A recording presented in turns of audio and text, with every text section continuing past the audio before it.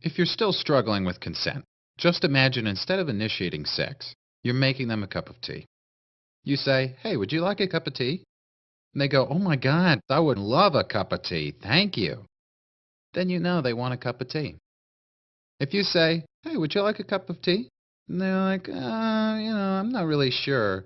Then you could make them a cup of tea or not, but be aware they might not drink it. And if they don't drink it, then, and this is the important part, don't make them drink it. Just because you made it doesn't mean you are entitled to watch them drink it. And if they say no thank you, then don't make them tea. At all. Just don't make them tea. Don't make them drink tea. Don't get annoyed at them for not wanting tea. They just don't want tea, okay? They might say, "Yes, please. That's kind of you." And then when the tea arrives, they actually don't want the tea at all. Sure, that's kind of annoying as you've gone to all the effort of making the tea, but they remain under no obligation to drink the tea. They did want tea, now they don't.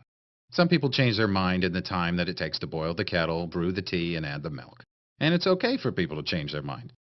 And you are still not entitled to watch them drink it. And if they're unconscious, don't make them tea. Unconscious people don't want tea. And they can't answer the question, "Do you want tea?" Because they're unconscious. Okay, maybe they were conscious when you asked them if they wanted tea. And they said yes. But in the time it took you to boil the kettle, brew the tea, and add the milk, they are now unconscious.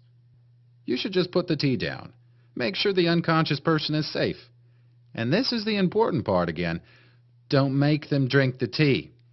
They said yes then, sure, but unconscious people don't want tea. If someone said yes to tea, started drinking it, and then passed out before they'd finished it, don't keep on pouring it down their throat.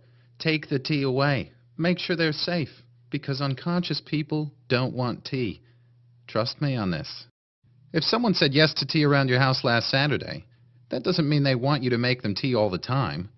They don't want you to come around to their place unexpectedly and make them tea and force them to drink it, going, "But you wanted tea last week."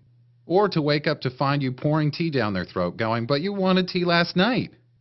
But if you can understand how completely ludicrous it is to force people to have tea when they don't want tea, and you're able to understand when people don't want tea, then how hard is it to understand it when it comes to sex? Whether it's tea or sex, consent is everything. And on that note, I'm going to go make myself a cup of tea.